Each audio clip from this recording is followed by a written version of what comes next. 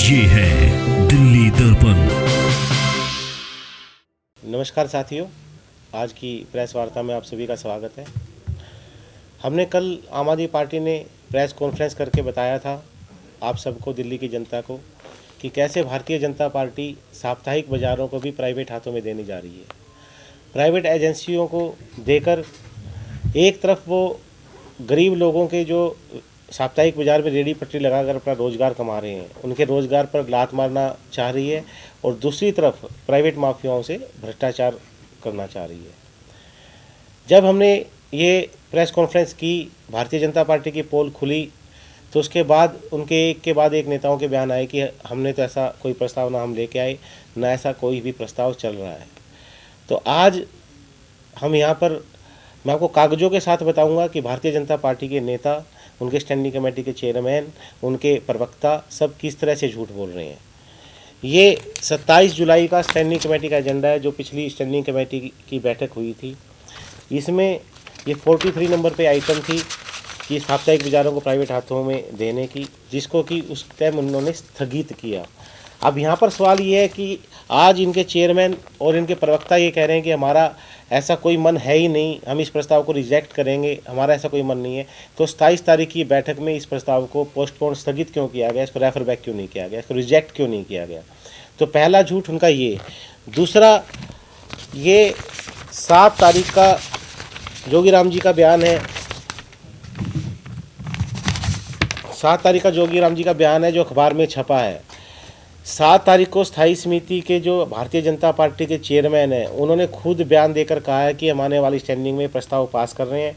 उन्होंने ये भी माना है कि वीकली बाज़ारों में, साप्ताहिक बाज़ारों में बहुत भ्रष्टाचार है, उनके पार्षद, एमसीडी के अधिकारी वहाँ पर बहुत ज़्यादा भ्रष्टाचार कर रहे हैं। उन्होंने ये बात भी खुद मानी है, और उन्होंने खुद कहा है कि हम इनको प्राइवेट एजेंसियों को देने जा रहे हैं। अब जो 11 तारीख को जो स्थायी समिति की बैठक है, उसमें फिर से ये प्रस्ताव लेके आ रहे हैं, इसी का 43 नंबर आइटम। तो ये सब कागज़ अपने आप में साबित कर रहे हैं कि भारतीय जनता पार्टी के नेता किस तरह से झूठ बोल रहे हैं। क्यों? क्योंकि इनकी पोल खुल गई, ये सारी सच्चाई दिल्ली की जनता के सामने आ गई। इनका गरीब विरोधी जो चेहरा भारतीय जनता पार्टी का है, वो इनकी दिल्ली की जनता के सामने आ गया। तो अब अपना चेहरा छुपाने के लिए ये झूठे बयान दे रहे हैं कि हमने ऐसा नहीं कहा, और अब ये बैकफुट पर जा रहे हैं, इस प्रस्ताव को वापस लेना पड़े। और ये प्रस्ताव अगर वापस लेते हैं तो ये दिल्ली की गरीब जनता की जीत होगी, और आम आदमी पार्टी ने जो पोल खोली है उसका ये दबाव होगा कि प्रस्ताव वापस लेंगे। नहीं तो इन कागज़ों से बिल्कुल ये साबित होता है कि भारतीय जनता पार्टी इनको प्राइवेट हाथों में देने की तैयारी कर चुकी थी। इसमें भ्रष्टाचार का बहुत मोटा खेल खेलने की इनकी तैयारी हो चुकी थी, गरीबों के रोजगार पर लात मारने की इनकी पूरी तैयारी हो चुकी थी।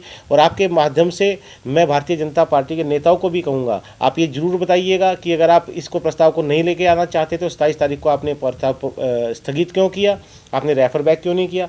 आपके खुद के चेयरमैन मीडिया में बयान देते हैं कि हम इसको प्रस्ताव को स्टैंडिंग कमेटी में लाएंगे और पास करेंगे। तो आप आज ये झूठ क्यों बोल रहे हैं? खाली इस डर से, क्योंकि इनका गरीब विरोधी चेहरा दिल्ली की जनता के सामने आ गया। और आम आदमी पार्टी दिल्ली की गरीब जनता के लिए, और कोई भ्रष्टाचार का मुद्दा होगा, दिल्ली की जनता का मुद्दा होगा, जिस पे भारतीय जनता पार्टी करप्शन करना चाहेगी, कोई ऐसी नीति लेना चाहेगी, तो उसकी पोल खोलती रहेगी। हर भ्रष्टाचार के मुद्दे पर, हर गरीब विरोधी फैसले पर हम इनका विरोध जारी रखें। देखिए, अभी तक जो वीकली बाज़ार लगते हैं, उनका जो मैनेजमेंट है वहीं के स्थानीय लोग मिलकर करते हैं।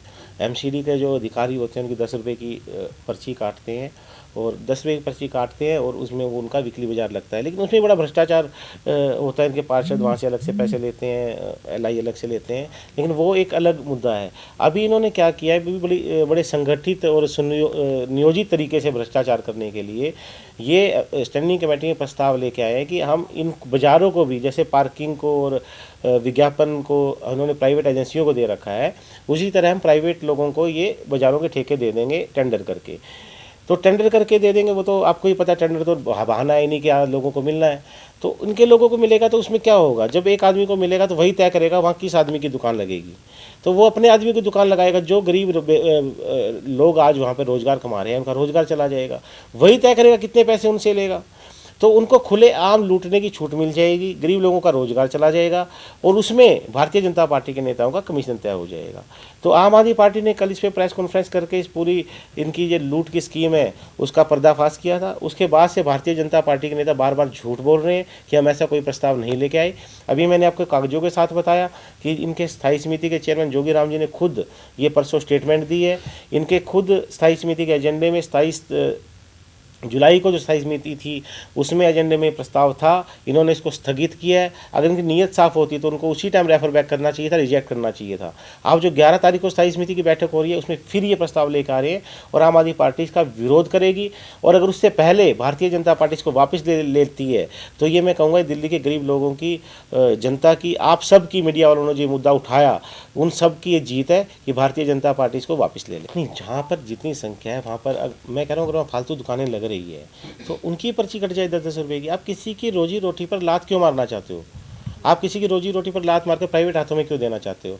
जब आप खुद मान रहे हैं कि हम 105 दुकानों से पैसे लेते हैं और वहाँ 400 दुकानें लगती है तो इसका मतलब साफ है कि बाकी 300 दुकानों के पैसे वहाँ के LI या वहाँ के अधिकारी इकट्ठा करके वो सरकारी खजाने में नहीं आ रहे। ऐसा नहीं हो सकता कि वो बिना पैसे दिए दुकानें लग रही है, वो पैसा सरकारी खजाने में नहीं आ रहा।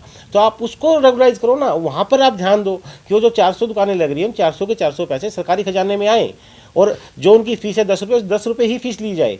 उस पर काम करने की जरूरत है, ना कि इसको प्राइवेट करने की, भ्रष्टाचार को खत्म करने की जरूरत है। देखिए, ये जो फार्मूला निकाला है ओड इवन के हिसाब से निकाला गया है कि आज 50% ये वाले लगाएंगे, दूसरी बार 50% वो वाले लगाएंगे। सप्ताह के उधर तो एक ही दिन लगेगा ना? नहीं, एक दिन मान लो, आज मान लो पीतमपुरा में लगता है तो अगले दिन रोहनी में लगेगा। बाजार तो रोज ही लगते हैं ना, तो वो ओड इवन के हिसाब से होगा। और इसकी जो सारी तैयारी करनी है प्रशासन को, जिला प्रशासन को, पुलिस को, उनको करनी है। और ये इस वजह से किया गया है ताकि कोविड प्रोटोकॉल का पालन होता रहे और कोई भी, जैसे हमने देखा सेकंड वेव आई थी, उस तरह की दोबारा कोई ऐसी घटना ना हो। तो सावधानी बस ऐसा किया जा रहा है।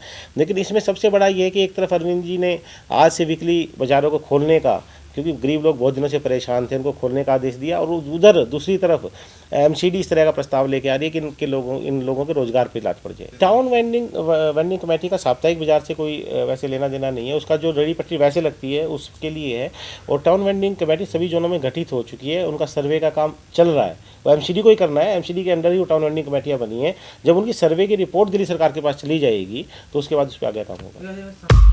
लेटेस्ट खबरों के लिए सब्सक्राइब करें हमारा YouTube चैनल या फिर लॉग ऑन करें www.delhidarpantv.com। खबरों की कवरेज और विज्ञापनों के लिए संपर्क करें इस नंबर पर।